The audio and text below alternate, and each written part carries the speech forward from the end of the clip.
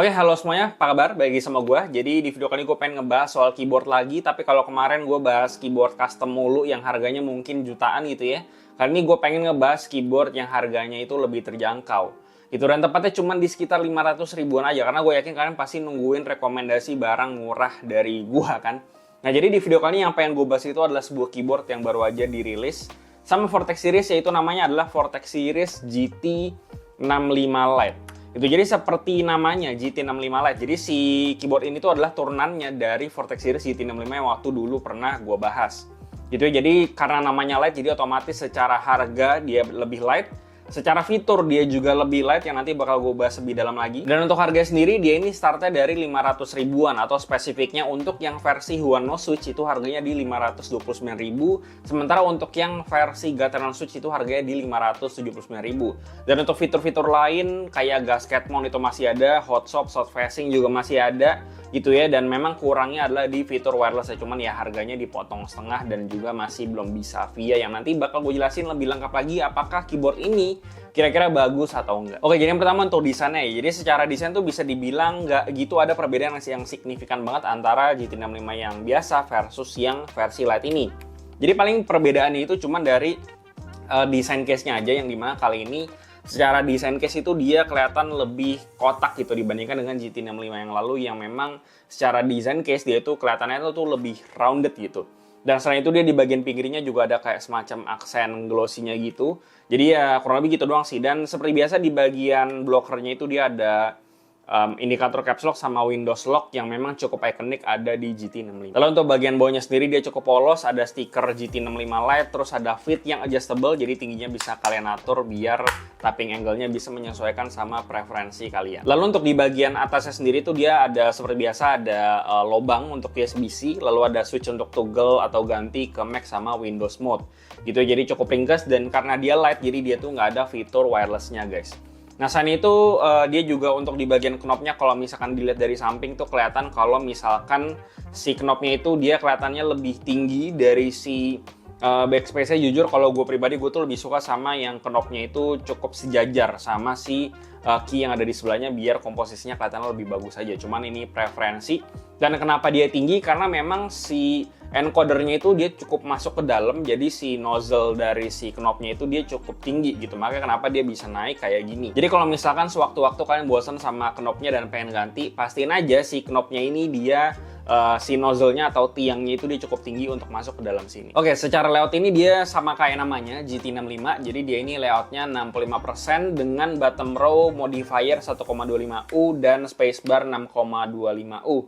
Jadi dia itu punya blocker di bagian sebelah kanannya, dan gue bersyukur karena mereka tidak menggunakan modifier sebelah kanan 1U semua gitu, karena gue pribadi jujur kurang suka. Gue lebih seneng sama layout 65% ANSI normal kayak begini aja gitu. Dan dia juga punya knob di bagian atas ini yang bisa berfungsi sebagai volume knob dan bisa di mute juga kalau kalian tekan. Lanjut untuk build quality-nya, di sini mereka menggunakan material plastik semua dari seluruh bagian top dan juga bottom case-nya.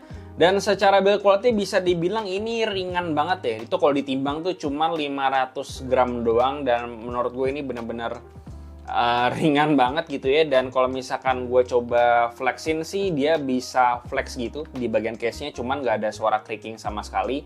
Cuman ini menurut gue cukup wajar untuk keyboard seharga 500 ribuan, jadi gue sebenarnya nggak gitu komplain soal ini. Oke, lanjut untuk keycaps sendiri, di sini mereka pakai bahan jujur jadi sampai saat ini gue syuting gue belum dapat info soal si keycaps ini pakai bahan apa. Cuman kalau misalkan gue lihat dia ini mirip-mirip sama keycaps-nya Maxfit 61 yang Frost. Jadi gue asumsi kalau keycaps ini dengan harga segini mestinya ini menggunakan bahan ABS atau BP double shot. Cuma nanti kalian lihat aja di teks ini ya, itu nanti harusnya bakal gue koreksi kalau gue udah dapet sama informasinya. Si keycaps-nya ini cherry profile, selain itu dia juga nggak tembus LED sama sekali, karena baik lagi ya kalau misalkan keycaps yang tembus LED itu biasanya punya kualitas yang memang lebih tipis biar si LED-nya itu bisa keluarnya lebih mantap gitu. Jadi makanya kenapa di sini mereka lebih mementingkan kualitas keycapnya biar dia lebih bagus lah untuk dari segi experience typing atau ngetiknya gitu. Cuman nggak perlu khawatir karena untuk si plate-nya sendiri kan dia pakai bahan polikarbonat yang memang dia itu warna putih. Jadi untuk iluminasi atau terang si RGB-nya tuh dia cukup oke, bisa masuk ke sela-sela dari si keycaps-nya ini. Nah, buat fontnya sendiri di sini juga cukup konsisten dari segi printingnya, warnanya juga oke, fontnya juga cukup minimalis. Cuman paling yang gua nggak suka dari keycap-nya itu adalah dari segi font yang ada di modifier sampingnya aja. Di bagian patch up, patch down yang dimana kelihatan terlalu sumpek sih menurut gua. Tapi terlepas dari itu, dari segi kualitas keycap di sini gue nggak ada komplain sama sekali, mengingat ini harganya cuma di 500 ribuan. Jadi ya secara kualitas gue bisa akuin ini udah bagus untuk harga segitu. Oke, lanjut buat switch-nya. Jadi kebetulan untuk yang dua versi yang gue pegang ini, gue dapatnya yang versi Huano Switch. Dan jujur ini pertama kalinya gue nyobain Huano Switch ya. Gue dapet yang versi Huano Red sama Huano Brown di versi yang warna putih. Dan dari segi tapping untuk yang versi Huano Red-nya ini tuh bisa dibilang secara tapping feel linearnya itu cukup decent ya, nggak ada yang spesial banget gimana gitu. Dari smoothness-nya juga udah cukup decent. Dari segi springnya ini cukup mengingatkan gue dengan switch kayak Otemu Red atau bahkan Gateron Red, tapi kalau dibandingin sama Gateron Red mungkin si Huano Red ini tuh lebih berat sedikit lah gitu, jadi nggak terlalu yang ringan banget gitu. Dan selain itu untuk yang versi Huano Brown-nya sendiri, dia tactile dan secara feel itu dia lebih mirip sama light tactile-nya si Otemu Brown dibandingkan dengan si Gateron Brown yang cenderung memang secara tactile itu light banget gitu, hampir nggak berasa. Tapi di Huano Brown ini dia tactility-nya masih lebih bagus menurut gue, dan gue cukup suka sama yang versi Huano Brown ini. Tapi kalau misalkan kalian nggak suka sama switch bawahnya, kalian selalu bisa ganti karena dia sudah hot swap dan juga sudah south facing. Jadi mau pakai switch apapun nggak masalah. Mau pakai hot swap, mau pakai switch 5 pin juga bisa karena dia juga sudah hot swap 5 pin. Karena lanjut untuk bagian daleman dari si keyboard ini, jadi cara bongkarnya itu cukup gampang ya, tinggal ngelepas aja bagian atasnya itu, tinggal ditarik-tarik doang dan udah langsung kebuka bagian dalam dari si keyboard ya. Jadi nggak gitu susah kayak si versi yang GT65 yang dulu. Lalu untuk bahan plate di sini mereka pakai bahan polikarbonat yang dimana di sini tuh mereka menggunakan desain flex cut ke masing-masing kolomnya yang memanjang secara horizontal. Dan fungsi dari flex cut ini adalah tujuannya atau harapannya biar bisa memberikan tapping feel yang lebih soft dan juga lebih fleksibel. Cuman yang jadi masalah adalah si PCB-nya ini dia tidak ada flex cut-nya. Jadi kalau ngomong fleksibel juga nggak fleksibel gitu, secara tapping feel cuman soft aja gitu. Dan justru bisa jadi pedang bermata dua karena gue udah temuin juga di keyboard-keyboard yang range 2 jutaan ke atas yang punya flex cut itu justru malah bikin secara akustik itu suaranya jadi lebih muted atau suaranya jadi jauh lebih kecil dibandingkan dengan keyboard-keyboard yang tidak ada flex cut-nya. Gitu ya, dan bahkan di sini mereka juga pakai PCB 1,2 mili yang memang secara suara itu bisa dibilang malah jatuhnya lebih kecil lagi gitu. Jadi ya kurang lebih seperti itu. Dan bahkan di keyboard-keyboard kayak QK yang 2 jutaan ada flex cut-nya itu mereka udah mulai mengurangi desain-desain flex cut seperti ini di keyboardnya mereka. Lanjut buat bahan gasketnya sendiri, di sini mereka pakai bahan gasket silikon yang dimana secara desain gasketnya sendiri itu cukup beda ya sama GT65 karena di sini tuh secara desain itu dia justru lebih mengingatkan gua dengan desain gasket mountnya si Rover 84 V3 yang waktu dulu pernah gue bahas juga gitu. Dan sebenarnya gue gak ada masalah sama ini karena sudah cukup menggambarkan desain mounting dari si gasket mount itu sendiri. Lalu untuk solusi akustiknya di sini mereka udah kasih platform dan juga case foam yang cukup tebal dan mereka pakai bahan EVA foam di sini dan mereka nggak ada kasih kayak PS sheet kayak yang ada di GT65. Gitu. Jadi secara solusi akustik di sini sudah cukup baik untuk mengurangi hollow dari si keyboard ini atau kopong lah bahasanya. Lalu untuk daughterboardnya itu dia posisinya ada di bagian sebelah kanan dari bottom case-nya dan cukup besar ya desain dari daughterboardnya. Dia ada encoder untuk knob-nya juga. Dan untuk nyambungin si daughterboard sama si PCB-nya itu mereka pakai ribbon cable. Jadi kalau misalnya kalian bongkar, mungkin gue bisa kasih pesan untuk bisa berhati-hati sama si konektor dari ribbon cable-nya ini. Karena sepengalaman gue dengan ribbon cable itu biasanya konektornya itu cukup ringkih dan dulu pun gue pernah mematahkan satu buah konektor dari ribbon cable dari keyboard yang dulu pernah gue punya. Jadi ya pesan gue hati-hati aja. Lanjut secara tapping feel. Jadi secara tapping feel tentu aja GT65 Lite ini beda total sama si GT65 yang V2 yang sebelumnya pernah gue bahas.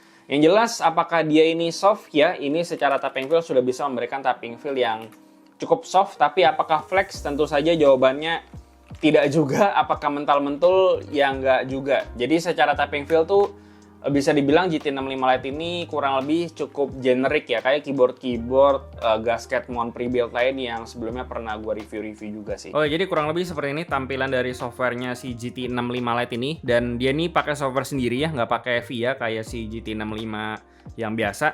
Dan di tampilan software kan bisa lihat di sini kita bisa gonta-ganti masing-masing key-nya ya. Di sini udah cukup lengkap untuk keyboard 500.000. Di sini kita bisa ganti juga event layer-nya ya. Ini contohnya gue ganti salah satu pakai key apapun kayak gini. Nah, ini udah keganti nih fungsinya ya.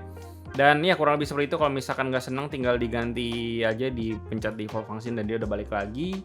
Terus di sini bisa makro, bisa ganti RGB-nya cukup banyak efeknya gitu ya. Terus di sini bisa custom lighting, bisa lagu-laguan juga di sini ya. Jadi untuk segi software di sini udah cukup decent. Cuma paling di sini cuman si knobnya doang aja yang kayaknya di sini nggak bisa diganti sama sekali fungsinya. Jadi cuman pure untuk volume doang. Lanjut secara akustik, gue udah sempat bilang tadi bahwa di sini suaranya cukup muted. Alasannya karena tadi dia ada flex cut di bagian plate-nya, terus di PCB-nya juga pakai PCB yang ketebalannya 1,2 mili. Ini mana sebenarnya gue itu berharap kalau misalkan mereka menggunakan PCB 1,2 mili, gue tuh expect mereka ada ngasih lembaran PE atau lembaran poron. Atau biasanya bahasanya itu PE sheet atau pakai poron sheet biar suaranya itu bisa lebih ke amplify dan juga lebih berkarakter gitu suaranya. Tapi sayangnya di sini nggak ada, dan jujur gue juga belum pernah ngelihat keyboard harga 500.000 yang pakai poron atau PE sheet kayak gitu sih. Jadi ya sebenarnya minimal si keyboard ini suaranya udah nggak kopong lagi. Gitu ya. Dan untuk stabilizernya di sini mereka pakai stabilizer plate mount yang dimana di kedua unit gue di sini stabilizernya bagus banget. Nggak ada rattle sama sekali. Dan secara karakter dengan kombinasi keycap, switch Wano ini dengan konfigurasi seperti ini bawaannya itu suaranya bisa dibilang lebih cenderung mengarah ke deep clack. Dan buat kalian yang penasaran sama suaranya, silahkan kalian dengerin sendiri.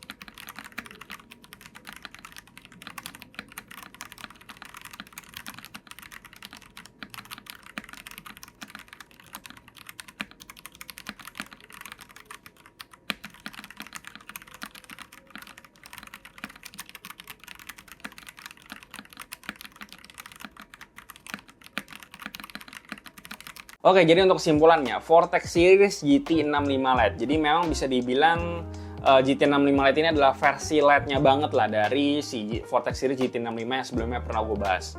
Gitu ya, dan dengan harga yang dipotong hampir setengahnya, tentunya fiturnya juga dipotong. Dan keyboard ini menjadi keyboard wired yang secara tapping feel bisa dibilang cukup generik. Udah bisa menghasilkan tapping feel yang soft, kurang lebih sama seperti keyboard-keyboard pre-built gasket mount yang lainnya.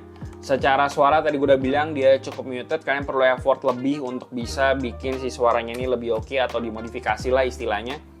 Dan yang paling gue suka dari keyboard ini tuh adalah kualitas dari keycapnya. Di sini gue bener-bener puas banget. Untuk switchnya bisa dibilang cukup decent.